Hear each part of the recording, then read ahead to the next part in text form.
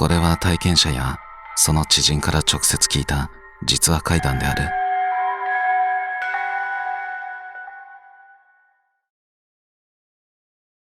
サーバールームに鳥居。体験者 S さん、30代男性。金融の、それも最先端のシステムを扱う現場というのは、意外なほど信心深い世界です。例えば、東京の大手町。銀行や証券会社が立ち並ぶあの一帯には、平将門の首塚がありますよね。大手町でしばらく働くことになった人間は、どんな立場の人間だろうが、必ず一度は手を合わせに行かされます。会社の予定表にわざわざお参りという名目でスケジュールが抑えられてるくらいです。やり方はお賽銭を入れて手を合わせて頭を下げるだけ。ただ一人でもサボるとおかしなことが起きる。システムに原因不明のエラーが出て、新しいサービスがどうしても世に出せなくなるとか、昔からそう言われてるんです。だから私たちは本物か偽物かなんて考えません。とにかく現地のルールに従って無事に帰ってくる。それが仕事の一部でした。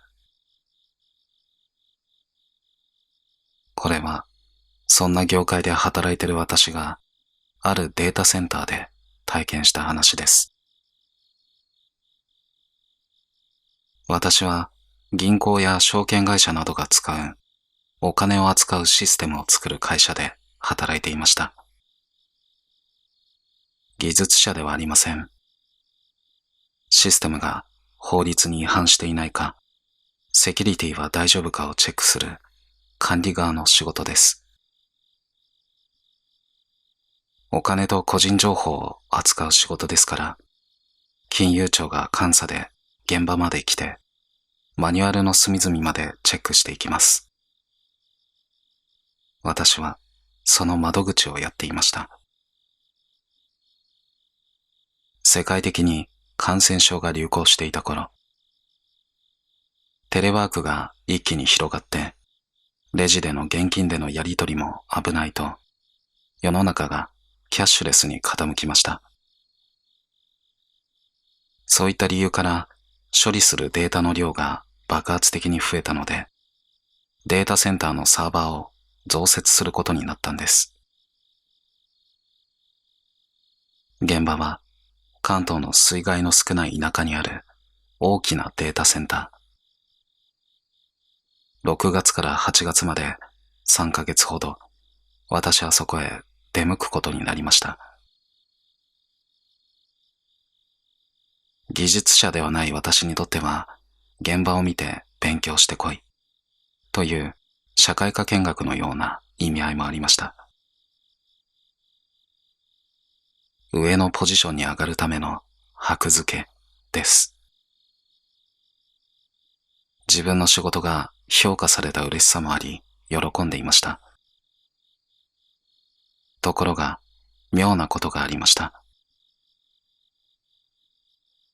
普段、誰がどこへ移動するかなんて、社内の掲示板にポンと貼られるだけ。それなのにこの時は、なぜか取締役の部屋まで呼ばれ、辞令をわざわざ手渡しされ、こう言われたんです。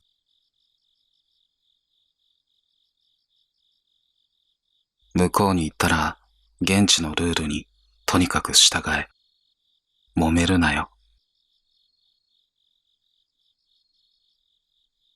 データセンターは職人気質の人も出入りする現場だから、そういう人たちと衝突するな、という意味だろうと、その時は軽く受け止めました。現地に着いて、早速サーバールームを案内されました。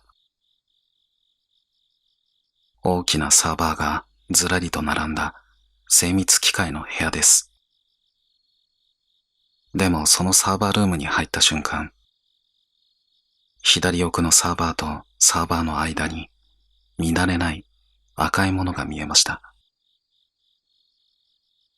小さな鳥居が置いてあったんです。350ml の缶ジュースくらいの手のひらに乗るようなサイズの鳥居。その先にお皿があって、さらに奥には石でできた小さな狐の像がちょこんと置いてあります。小さなお稲荷さんでした。つい触ってしまったのですが、これが床にがっちりと固定されていて、びくともしません。これ、何ですか？案内してくれていた職員に聞くと、少し困ったように笑って言いました。ああ、後で全体に説明がありますので、今は無視してもらって大丈夫です。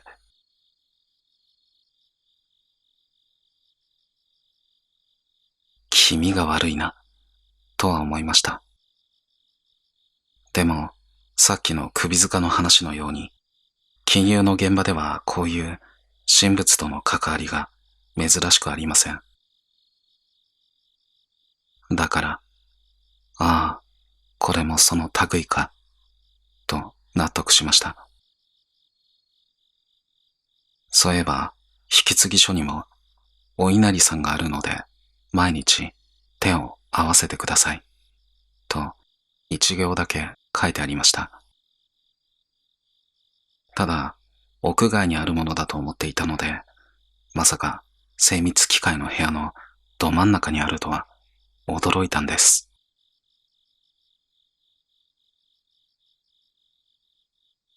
データセンターの中の見学が一通り終わると、新しく来た私たち30数名が再びサーバールームに集められました。そこでサーバーを運ぶ手順や誰が何を担当するかの説明が終わって、最後にこう切り出されたんです。では、お参りの方法について説明します。配られたタブレットには、サーバー夜間メンテナンスについてというタイトルの資料が入っていました。ところが中身はメンテナンスとは程遠いお参りの手順書だったのです。A4 で5、6枚。お辞儀の仕方とか、どのサーバーをどっちに曲がるか、図まで入って、誰がやっても寸分たがわず同じお参りになるよう、30項目以上がびっちりと書いてあります。他の業務マニュアルと同じように、それが淡々と読み上げられていきました。お参りをするのは夜勤の人間、つまり新しいサーバーを増設しに来ている私たちです。時刻は深夜2時ちょうどから。入り口で鳥居に向かって一礼し、そのまままっすぐ進んではいけない。番号の振られたサーバーを決められた順路で回りながら、各サーバーの横で鳥居の方を向いてお辞儀をする。最後に鳥居の前でもう一度お辞儀。そこで初めて声を出していい。何卒よろしくお願い申し上げます。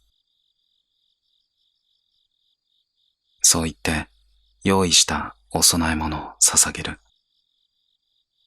それで終わり。あとは通常の夜勤に戻っていい。もし途中で手順を間違えたら最初からやり直し。ただし、やり直しが効くのは、お供えをしてお辞儀をする前まで。そこまで行ってしまったら、もう取り返しがつかない。間違ったお参りをしたことになる。それをやった場合は、良くないことが起こる。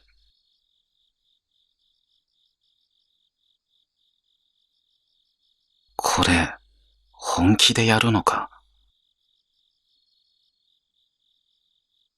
全員、静まり返っていました。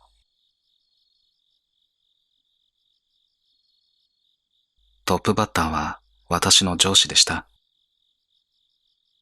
彼は学生時代に柔道とラグビーをやっていた体格のいい頼りになる人です。俺が最初に行ってどんなもんか見てくるよ。明日の朝8時に電話するから待っててくれ。次の日のお参りを担当する私に向かって上司はそう言っていました。この人は8時と言ったらきっかり8時に電話をかけてくる人です。ところが翌朝、8時になっても電話が鳴らない。珍しいなと思ってこちらから電話やメッセージを送っても返事がない。結局9時近くになってようやく電話がかかってきました。ひどく疲れた声でした。悪い電話かけられなくて。システムのトラブルでもあったんですか？いや、そういうわけじゃないんだけど。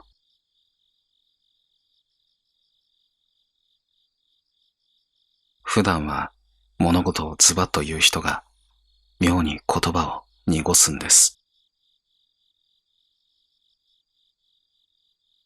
何か出たんですか？いや、そういうわけでもないんだよな。たださ、とにかく雰囲気が不気味でな。あと、サーバールームの中が寒かった。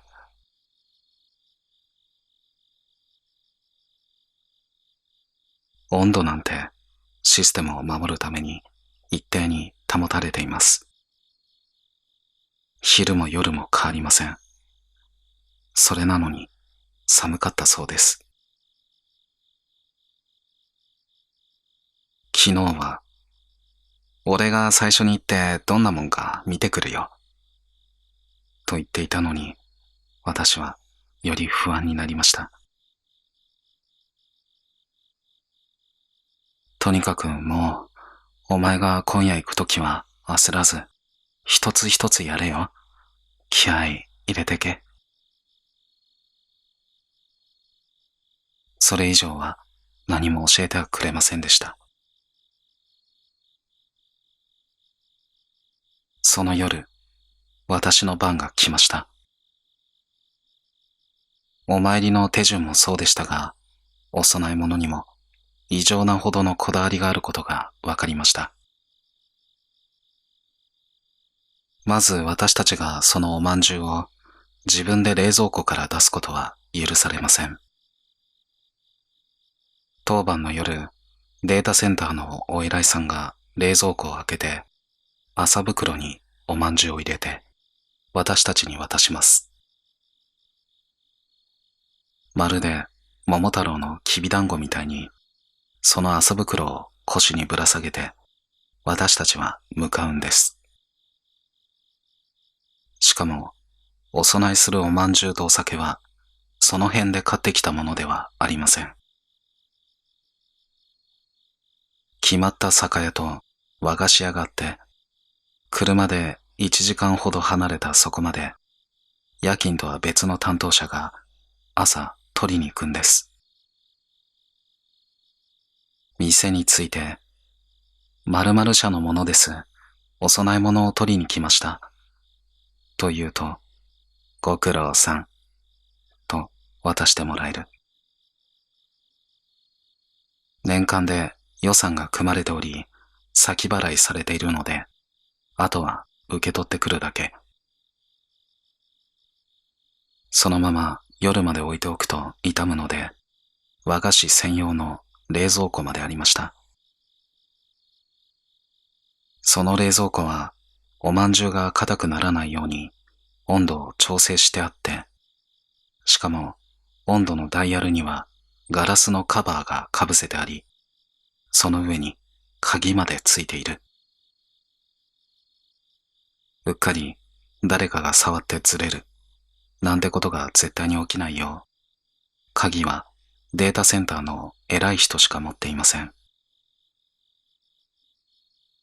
夏は水まんじゅうなど季節でお菓子が変わると、その温度もいちいち変える。そこまでこだわり抜かれていました。そして身につける装備も物々しい。タブレットは手で持つのではなく、カバーをつけてストラップで首から下げる。夜までに必ず 100% まで充電しておけと言われ、おまけに予備のバッテリーまで渡されます。万が一切れてもその場で充電しながら使えるように。そして工事現場の職人さんがつけている腰に装着するタイプの道具をぶら下げるベルト。あれをつけさせられて、左側におまんじゅうとお酒、右側に懐中電灯と工具をいくつか入れておく。お酒も瓶ではありません。こぼれないように水筒のような容器に入っています。鳥居に一滴もかけてはいけないので、家の鍵などにつける伸びるリールまでついていました。これ、必要なんですか？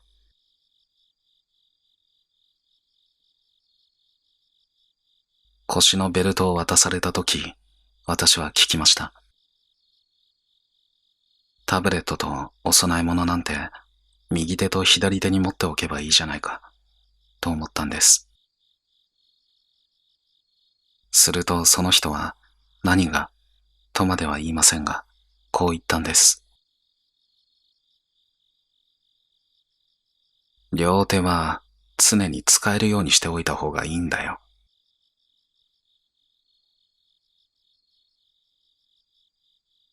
さらに緊急時に本部を呼び出すためのナースコールのようなボタンまで持たされました。サーバールームは電波が届かないこともあるから、と。これだけの重装備をさせられてるにもかかわらず、必要以上のことは誰も何も話してくれません。いってらっしゃい、頑張ってね、と送り出される。正直、気味が悪くて仕方がありませんでした。そしていよいよ深夜のサーバールームに入りました。本当に寒い。エアコンの設定温度は16度から変わっていません。この温度なら肌寒いという程度のはず。それなのに業務用の冷蔵庫の中に入ったような寒さでした。お参りの間は部屋の電気をつけてはいけない決まりですので、中は真っ暗。暗闇の中、サーバーの黄緑とオレンジのランプだけがチカチカと光っています。この光だけでは足元も見えません。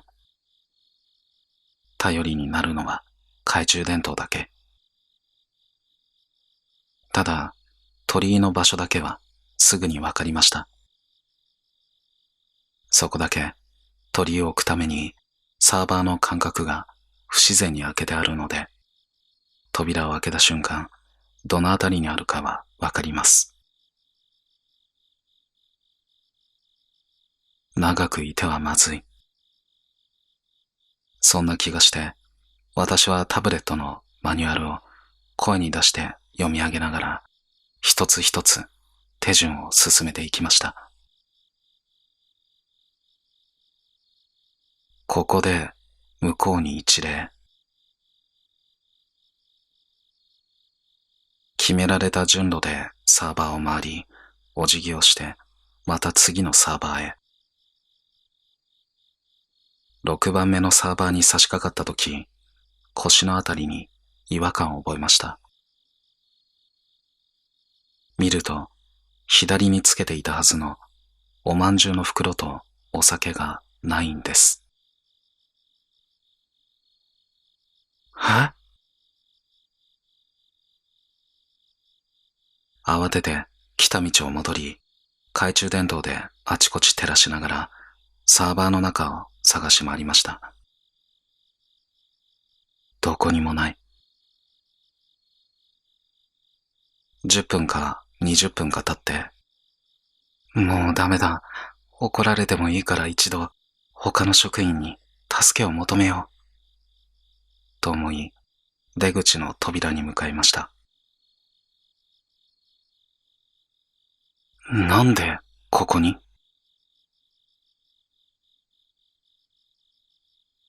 出口の前におまんじゅうの袋とお酒が立てて置いてあったんです。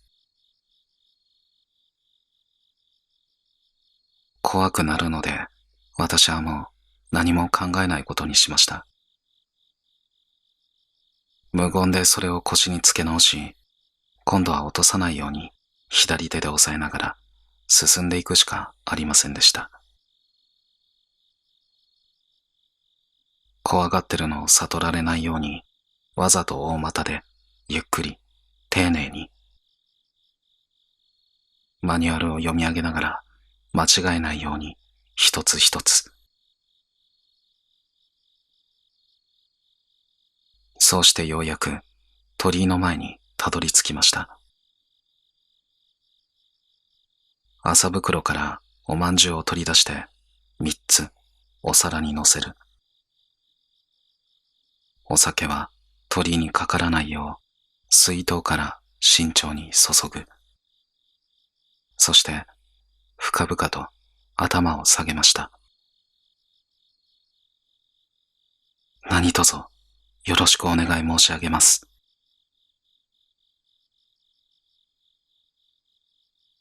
ようやく外に出ることができました。時刻は3時半。1時間半も経っていました。何をやっていたんだと怒られるんじゃないか。恐る恐る職員の部屋に戻ると、他の職員はちらっと私を見て、ああ、お疲れさん。それだけしか言いませんでした。その後は仕事が全く手につきません。手順を間違えなかっただろうか。不安でお参りのページを何度も開いて確かめました。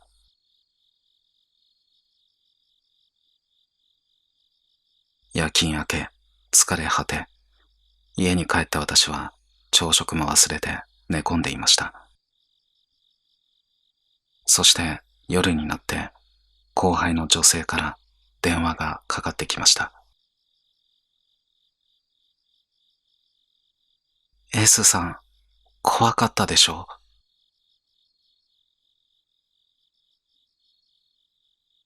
彼女はこの日、サーバールーム内の監視カメラを点検する仕事をしていたそうです。そして、昨日の私のお参りを見たのだそうです。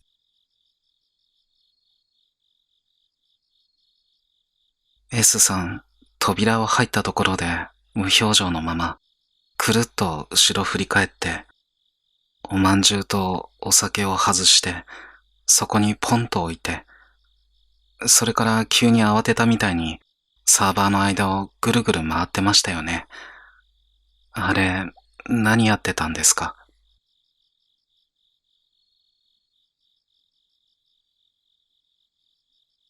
言葉を失いました。置いた記憶なんて全くありません。今夜の当番は後輩の彼女です。でも私は彼女に何もアドバイスができませんでした。やばいから早く終わらせた方がいいよ。そう伝えるだけで精一杯でした。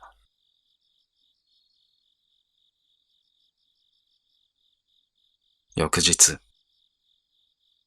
上司から電話がかかってきました。彼女は救急車で運ばれていました。熱が出たということで、あの感染症の疑いもありましたが、陽性ではありませんでした。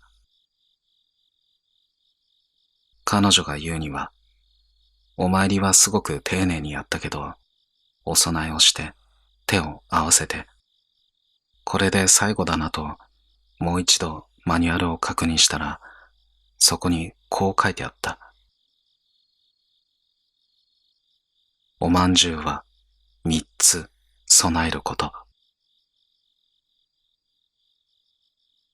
皿に乗っていたおまんじゅうは二つしかなかったそうです。慌てて探し回ったけれど、もう一つは見つからなかった。その夜、彼女は急に高熱を出して運ばれたんです。そして、後で監視カメラを確認した人がこう言っていました。彼女は無表情のまま突然袋に手を突っ込んでおまんじゅうを一つ取り出し、それを横に放り投げて、そのまま鳥居に向かっていましたよ。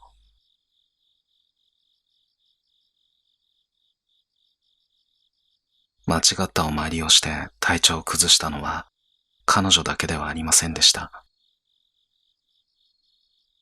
田舎道でバイクを畑に突っ込み骨折した人、高熱を出した人、だいたい1ヶ月に5人ぐらいが病気になるか怪我をするかしていました。そこで2ヶ月目に入った時、おかしな集まりがありました。お参りのやり方をもう一度みんなで確認しようと言うんです。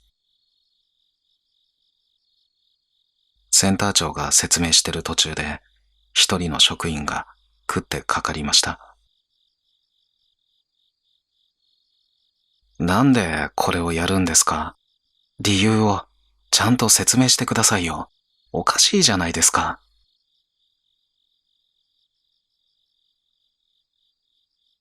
みんなが慌てて止めに入りましたが、正直全員が理由を知りたかったのも事実です。すると、普段から無口なセンター長がめんどくさそうにぼそっと一言だけ言いました。知らない。そして知っている情報だけを淡々と話し始めました。鳥居は昔からここにあった。データセンターを建てるときにどかそうとしたが、どかそうとすると事故が起きるからそのままにした。朝は掃除をして手を合わせるだけの簡単なお参りをしている。だけど、新しいサービスのためにサーバーをいじるときだけは、なぜか深夜2時にあの細かいお参りをしないといけない。そうすると商売がうまくいくというのです。金融のシステムというのは、そこそこの黒字ではダメで、割に合わないと畳んでしまう。撤退する時の立ち会いも私たちの仕事でした。ところが、この会社にはそれがなかった。事業はどんどん広がって、従業員も増え続けていました。もちろん、その分野の需要が伸びていたせいもあるでしょう。でも不気味なほど、外れがなかったんです。こうも言っていました。昔、弁護士や労働基準監督署に訴えに行った人間もいるよ。だけど、こんな話、誰も信じない。精神科を案内されるのがオチだ。嫌なら、異動願いを出すか、転職しろ。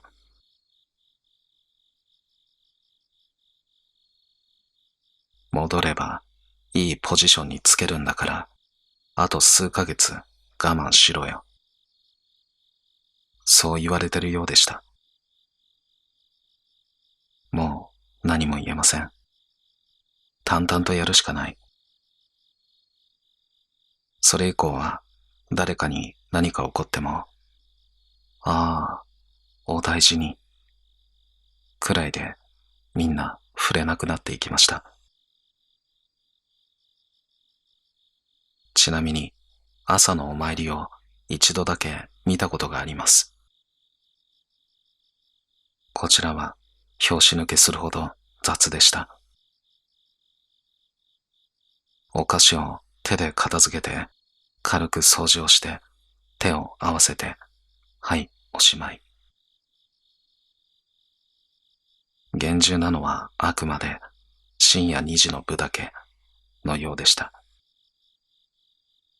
もはやお参りというより儀式に近い。うまくいきますようにと願いをかける呪術のようなもの。サーバールームの中で何かを見たという人もたくさんいました。狐を見たという人、狸を見た、犬と猫がいた、蛇がいたという人、他にも女の人、男の人、子供、おじいさんが泣いてうずくまっていたという人もいる。狐ならお稲荷さんだし、まだ辻褄が合います。でも見えるものは人によってまるで違うんです。ベテランの50代の社員がよく言っていました。業に行っては業に従え。やばいものは大体わかる。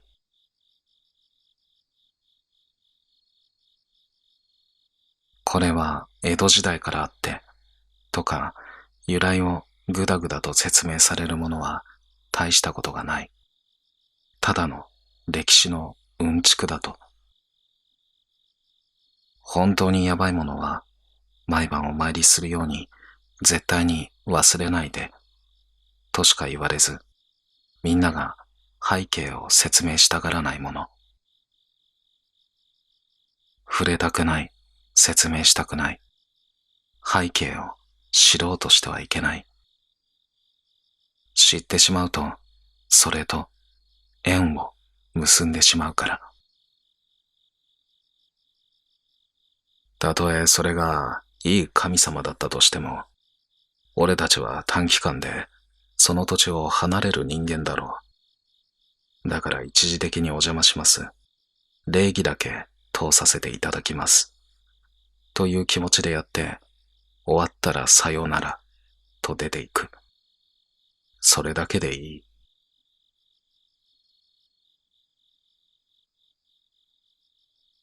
でも私には引っかかっていることがありました。あれは丁寧に敬ってほしいというのとは違う気がしたんです。まるでこちらが間違えるのを待っている。荒探しをして間違えたら罰を与える。それをどこかで楽しんでいる。そういう悪意のようなものを感じていました。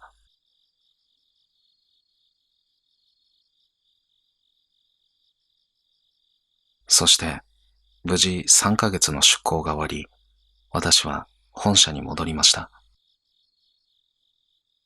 社内でのポジションも給料も上がりました。だけど、あの出来事がどうしても頭から離れず、結局、その会社は辞めてしまったんです。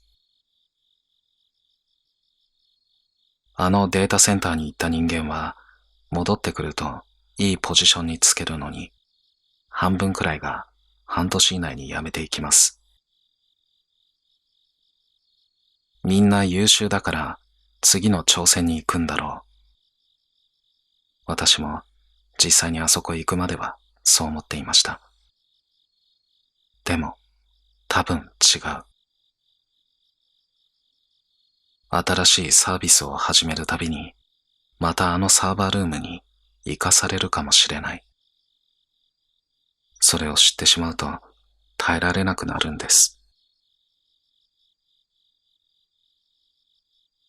先日、その頃の上司と仕事で会う機会がありました。一緒に飲んでる時に彼が言いました。そういえば、あのデータセンター、もう使わないことになったよ。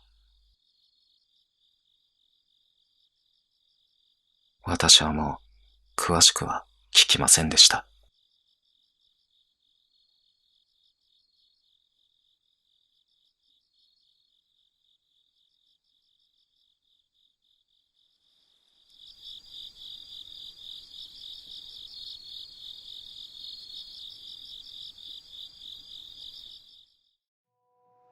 皆さんから聞いた怪談が一冊のホラー漫画になりました。誰にでも起こり得る実話怪談の世界をお楽しみください。そして、あなたの怪談が本や朗読動画になるかもしれないイベントを全国各地で開催中。10人以下で怪談を語り合う楽しい会で、参加費は無料です。参加者には特製キーホルダーとサイン入り名刺をプレゼントしています。8月は鹿児島でやります。概要欄の応募フォームから申し込んでください。消防設備の点検。体験者 M さん、50代男性。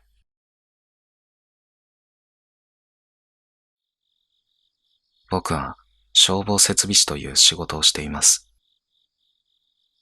マンションにお住まいの方なら馴染みがあると思いますが、お部屋にある火災の感知器や廊下の消火器、避難器具、ああいったものを点検したり工事したりする仕事です。毎日のように違う建物に入っていく中で、たまにおかしなことが起こる建物に当たるんです。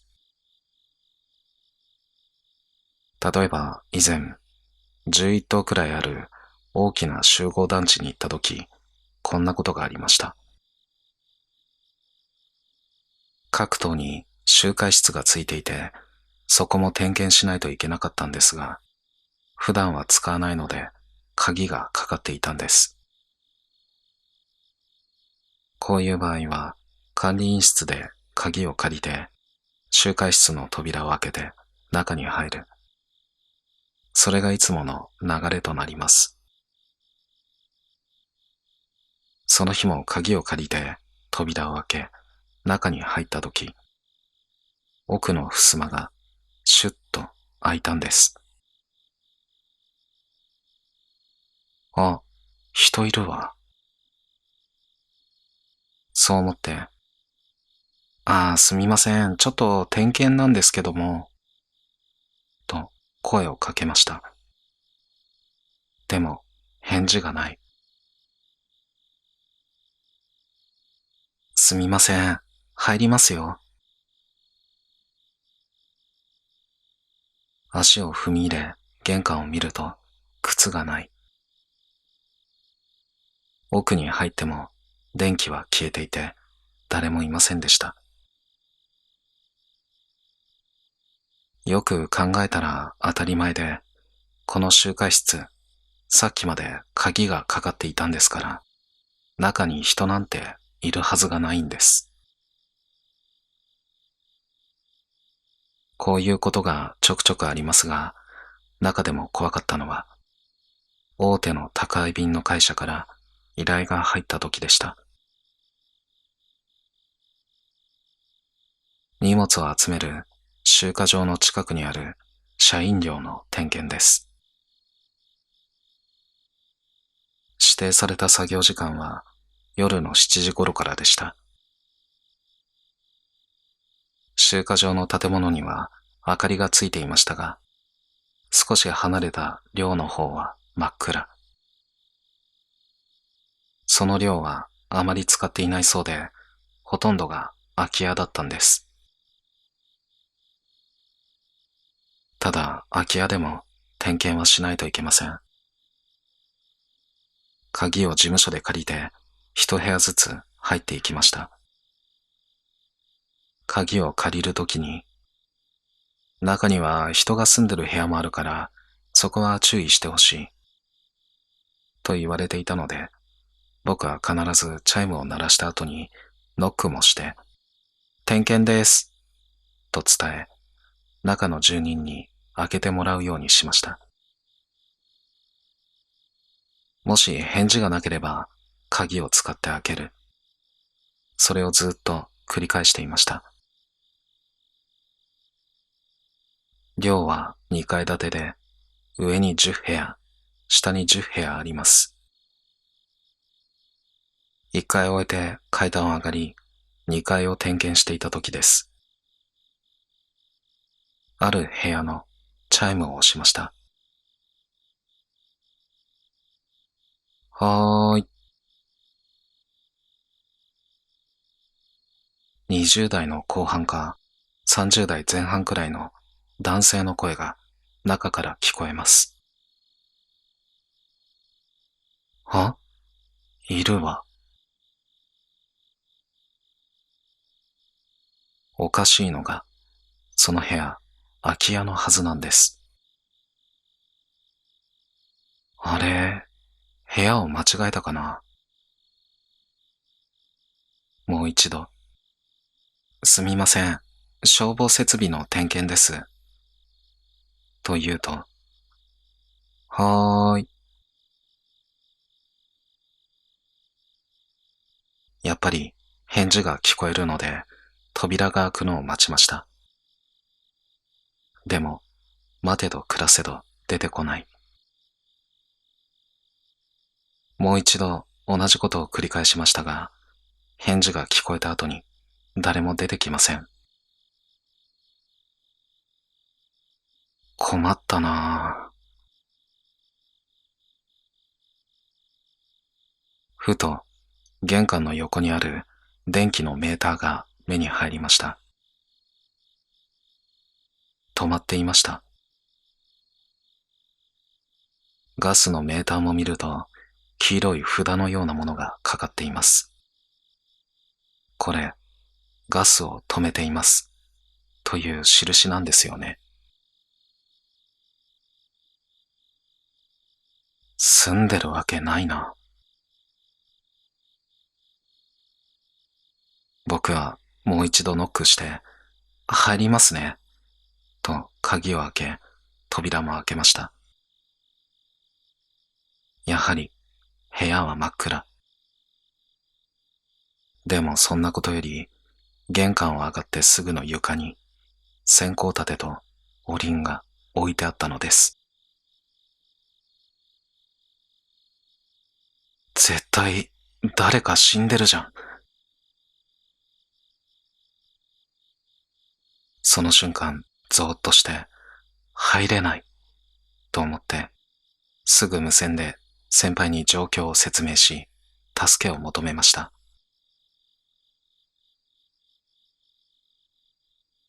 僕、入りたくないです。代わってもらっていいですか？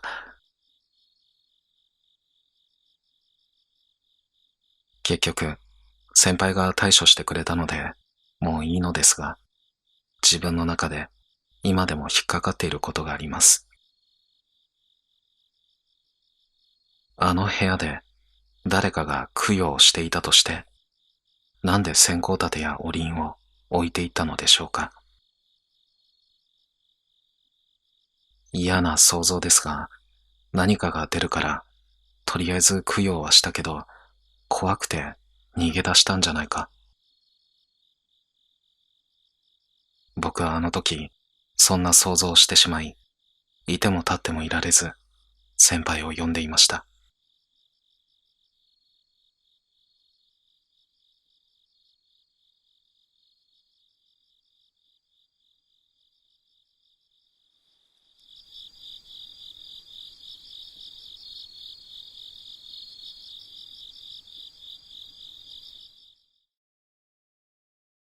黄色い服。体験者、王さん、50代、女性。小学生の頃、都内にある8階建てのマンションに住んでいました。今でもはっきりと覚えてるんですが、一時期私はこのマンションで奇妙な女を見かけていました。それは夜に現れました。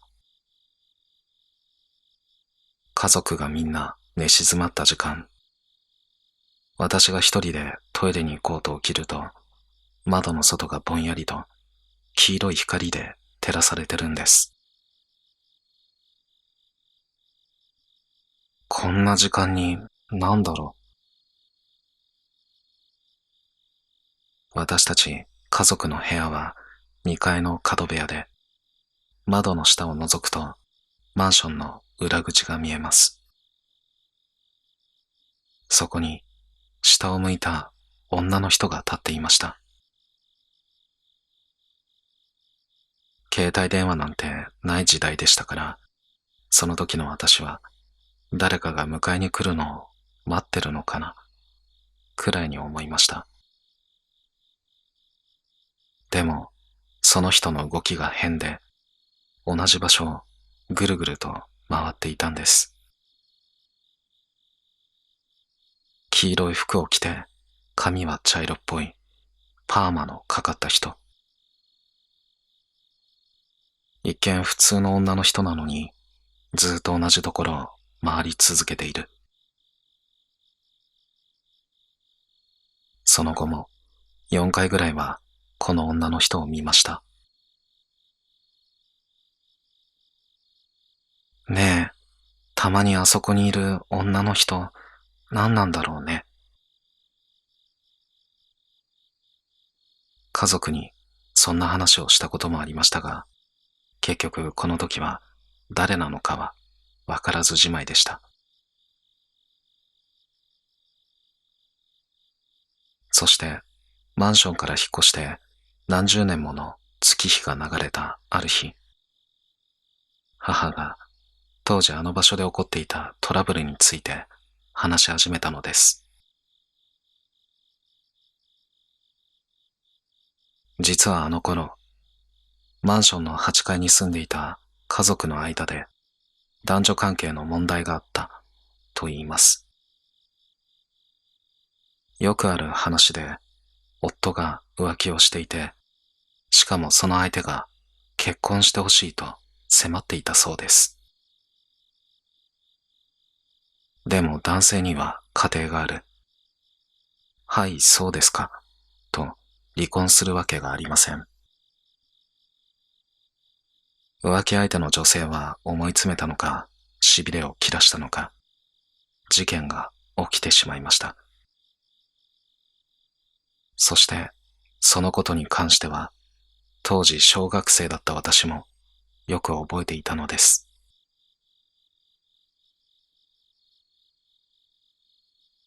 ある日の夕暮れ時、ほら、ご飯できたよ。母に呼ばれてリビングのテーブルに座りました。いただきま。そう言い終わる直前、部屋の中が一瞬だけ、本当に一瞬だけ真っ暗になったんです。え、今何？そう思った次の瞬間、ドゥン！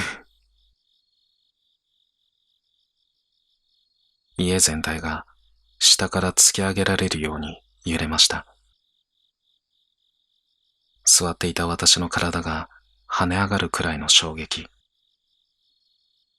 地震の縦揺れのような、そんな感じでした。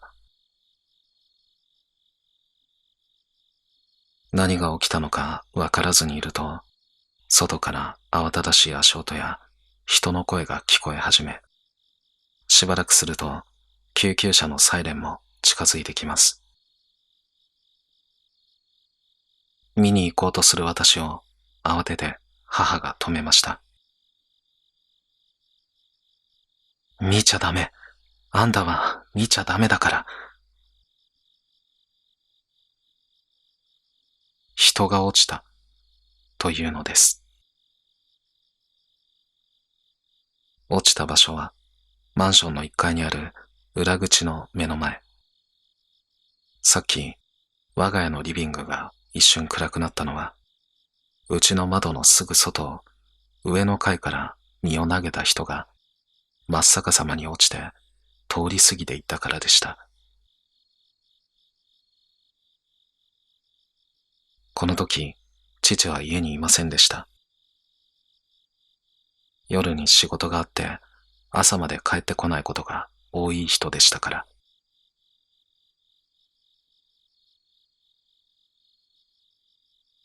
翌朝、家に帰ってきた父が言いました。いやー、参ったよ。父が車を駐車する場所は裏口の目の前だったんです。あそこじゃ車が出しにくくて困っちゃうよ。その日、私が駐車場を通った時、現場はすでにきれいに清掃された後でした。でも人の体って血だけじゃなく油とかいろんなものが混じってるじゃないですか。だからいくら洗い流しても地面にうっすらと跡が残っていました。あ、ここだ。清掃されていてもはっきりわかりました。ここに落ちたんだな、と。私はその後、しばらくじーっと見ていました。小学生の時の私は、人が落ちたこと以外、何が起きてるのかわからなかったんですが、落ちたのは8階に住んでいた男性の浮気相手の女性だったんです。そしてこの話にはもう一つ続きがありました。その女性が身を投げた時に着ていたのは黄色い服だったそうです。思えば下を向いてぐるぐると回る黄色い服を着た女の人を見るようになったのはこの事件以降でした。マンションは今もあの場所に立っています。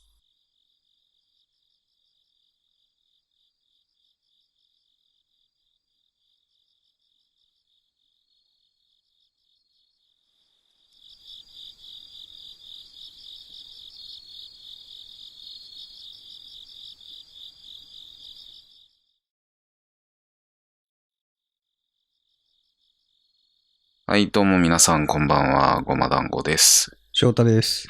兄弟でチャンネルをやっております。はい。まず最初の話はサーバールームに取りという話でした。はい。サーバールームとかで起きた話を聞くっていうのも、まあ初めてだったよね。そうだね。まずさ、もう最初から面白いじゃん。もうサーバールームです。うん。で、その中に鳥居がありますっていうさ、その最先端のものの中に、その古くからあるものが入ってるっていうことがさ、うん。まずもう面白いじゃん。で、科学と古典みたいな、う古典じゃなん。いけど、なんわかつうんかね、るわかる。うそういうのん。も合わさってるみたいな。本当に相反するものが同居してる空間っていうのがさ、そうそうそうそう。ありえないもんね。裏話がね、結構入れてない話いっぱいあって、この話。当時の価格で、そのサーバーっていうのが縦に長い1台ね、が6億円。6億円本体だけ、それが。工事費は別。ええそれほど触れてはいけない精密機械だと。うーん。そんな部屋の中で、人がね、こう、真夜中にさ、歩き回って、お酒やら饅頭やらさ、うん。抱えてさ、危険なものとしてさ、お供えしてるっていう。だってさ、お酒とかね、こぼしたりとかしたらやばいってことだよね。液体だからさ、もう俺らでもそれわかるじゃん。うん。で、この話してくれた S さん曰く、うん。精密機械の中をぐるぐる回ってるタブレットなんか持ってさ、ぶつけたら危ない。うんお饅頭こぼしたらお酒こぼしたら危ない。うん。そういう行為が、まあ、火薬庫の中をタバコをふかしながら歩くようなものだって。ああ、なるほどね。わかりやすい。もういつ爆発してもおかしくないっていう。うん。で、他にも裏話がですね、うん。お菓子がね、季節ごとにちょっと変わるみたいな話もあったと思うんだけど、うん。6月から行ってね、次の月7月にはお菓子が普通のお饅頭から水饅頭に変更になったと。うん。うん。こう水饅頭だからう、ん。プルプル震えるじゃん。プルプル震える水饅頭がビニールに包んであってさ、うん。それを崩さないように、床に一かけらも落とさずに運ばなきゃいけなくて、最後出してお供えするとき、包んであるビニールをさ、剥がさなきゃいけない。それもさ、事前に剥がしちゃいけないんだって。なるほど。中に入ってから全部やって鳥居の前でその場で剥がさなければいけないっていうルールがあると。いやー、すごいね。やばいよね。ってことは、じゃあ今日水まんじゅうだって言われたらさ、もうその、うん。本番まで一切触れられないわけじゃん、お菓子がさ。その上の人に管理されてるから。うん。だから水まんじゅうをお供えする、その練習とかができないんだって。一発ドンでいかなきゃいけないから最初回ってきた時さ。ドキドキするよね、これ。そっか。その変更も、あれだよね。その日に言われるってことだよね、そう。多分ね。その話もあってさ、その、うん。ある程度の役職の人が夜勤でね、交代で必ずいると。そういう人たちも。うん。で、その時いるトップの人からお菓子を渡される、夜。で、その時にお菓子を知らされるんだって。だから、一言ね、その時は。水まんじゅうだから気をつけてね。ぐらいの説明しかなかったって、最初。で、って思ってると、うん。まあ、でも普通の水まんじゅうよりは少し固めだからって言われたって。だからそういうこと言ってるんじゃないって思ったそうです、この人。まあそうだよな。さあ、そして次のお話が、消防設備の点検でした。はい。まあ前に関西でやった会談会、まあ大阪ですよね、うん。に参加してくださった方がまた参加してくださってっていう。で、この会談会にですね、まあ住職さんも参加されてたんですけども、そうなんだよね。玄関開けたらそこに線香とおりんがあったという話がありましたけども、うん。まあそのままなのは変じゃないかっておっしゃってましたね。もし自分がね、そういう供養というか、行った場合はそのままにしておくことなんかないから、うん。ね、その同業者の人がもしやったとしたら、そのまま置いてくるのは変ですけどね、ってそんなことありますかねって、うん。ね、住職さんが言ってたんだよね。だから、プロの人じゃないのかもね。ああ、雑に。本当に気休めじゃないけどさ、もうわかんないから、もう置いとこうか、とりあえず置いとけみたいなことで置いといたのか。ああ、だとしたらより怖いね。あのさ、うん。玄関開けてすぐそこに置いてあるっていうのは多分怖いから中に入れないってことじゃあ、そうかもしんない。ん。ね。そうかもね。だから、玄関でやるしかねえっていうのでやってるってことだよな。そういうのってさ、部屋の中に置いてあるイメージはあるじゃん。あるあるある。お祓いとかした時って、そうね。お坊さんとかがね、入り口ドンは聞かないよね。そうかもね。聞かないよね。だから今言った通りかもね。てかさ、でもさ、実際その、はーいって聞こえちゃってるってことは、やっぱそういう現象起こっちゃう部屋ってことだからさ、入れないよね。怖すぎるよね。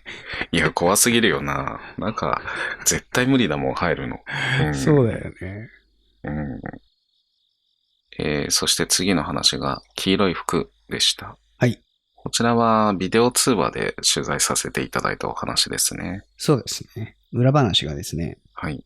お父さんがこの夜いなかったっていう本編で話があったんだけど、お父さんの職業はプロボーラー。ボーリングのプロで面白いよね。かっこいいね。で、有名なバンドのボーカルにボーリングを教えてたりとか、あとバラエティ番組に出演したりもしていたそうで。確かに昔のその番組とかってさ、結構ボーリングのあれ多かったような気するよね。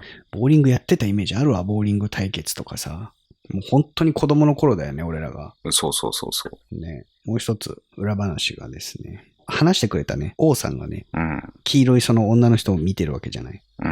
で、他にも夜になると玄関のあたりに何かがいるとか、住人の間で言われていたそうなんですよ。で、はっきり姿を見た人もいれば、なんとなく気配を感じたい人もいたと。じゃあ何人か見てるっていうことなんですかね。そうだね。で、まあなんかマンションのね、情報がこういろいろよく回ってきてたっていうのが、このお母さんのもとにね。お母さんマンションの理事会に入ってたそうで。なるほど。そう。だからいろんなその不倫の相手の話とかも、そういうのも耳に入ってきてたと。普通の住人よりかはね。なるほどね。はい、ということで、本日の心霊は以上となります。はい。メンバーシップもやっております。メンバーシップ入っていただくと、本編では入りきらなかった2人の会話の部分、感想の部分ですね。今回大量に多分メンバーシップ行くんで。ということでよろしくお願いします。はい。さあ、視聴者に、怪談を聞く会もやっております。はい。8月は鹿児島、9月は東京でやらせていただく予定でございます。はい。その詳細とかも概要欄に記載してありますので、行きたいなっていう人がいましたらぜひ応募してみてください。はい。じゃあまた次の心霊でお会いいたしましょう。ごま団子と翔太でした。おやすみなさい。